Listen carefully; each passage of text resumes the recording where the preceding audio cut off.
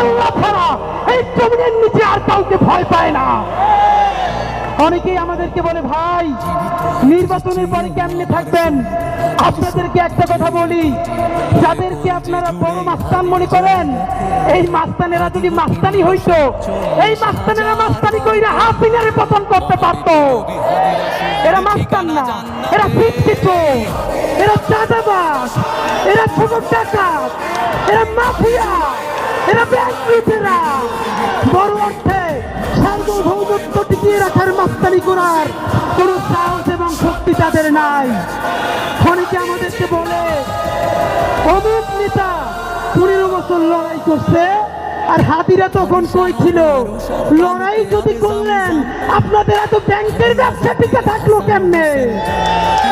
যারা লড়াই করছে সাতক্ষীরায় আমার ভাই বোনদের বাড়ি লড়াই করার কারণে বুলডোজার দিয়ে ঘুরাই দেওয়া হয়েছে।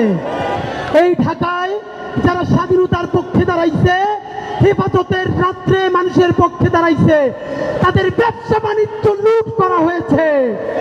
তাহলে এত বড় বিপ্লবী এখন হইলেন, এতগুলো ব্যাংক, এত বিমা, ঢাকায় এত হোটেল, এত ব্যবসা বাণিজ্য কেমনে চালাইলেন ভাইরা?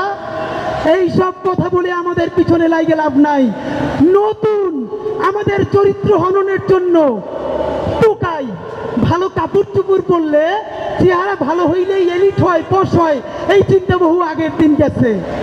শুনেন, মানুষ এলিট হয় তার চিন্তায়, মানুষ এলিট হয় তার মনস্তত্ত্বে। ভালো কাপড় চুপুর সব থেকে সন্ত্রাসী দুনিয়া সিনার চাইতে বেশি কেউ পড়তো না। 800 ভরি স্বর্ণ দুনিয়া সিনার ছিল, এর মানে সোনাদানা দিয়ে যদি এলিট হয়, হাসিনার চাইতে বড় কোনো এলিট নাই।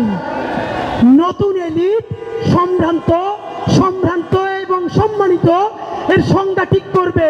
কে কত সৎ, দায়িত্ব নিয়ে বলছি, চ্যালেঞ্জ করে বলছি। অনেকে বলেন আমরা নাকি সততা সেল করি। ভাইয়েরা, সততা বেচি বেচি বলতে কোনো দ্বিধা নাই। যদি সাহস থাকে আপনারাও সততা বিক্রি করে দেখান। এনএসআই, ডিজিএফআই, ডিবি, এসপি থেকে শুরু কইরা এমন কোন এজেন্সি নাই যাদের কাছে ওসমান হাদি, জাবের, জুমা, শান্তাদের ব্যাংক অ্যাকাউন্ট, বিকাশ অ্যাকাউন্ট নাই, সব আছে। যদি পারেন 1 টাকার চাঁদাবাজি করাপশন প্রমাণ কইরা দেখান। বাংলাদেশে এখন পর্যন্ত কোন মাফিয়ার এত টাকা নাই যেই টাকা দিয়ে আমাদেরকে কিনা নিতে পারবে ইনশাআল্লাহ।